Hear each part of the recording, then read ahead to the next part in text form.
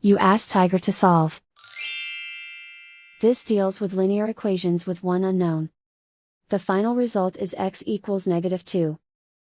Let's solve it step by step. Group all constants on the right side of the equation. Add 1/3 to both sides. Combine the fractions. Combine the numerators. Reduce the zero numerator. Simplify the arithmetic.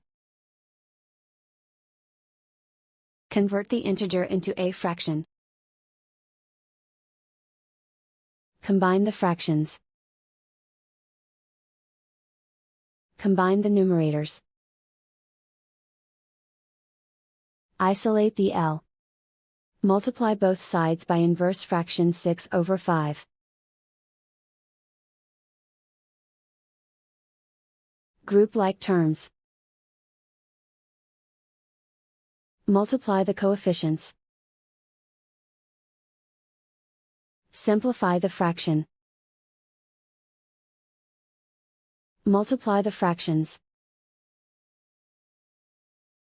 Simplify the arithmetic.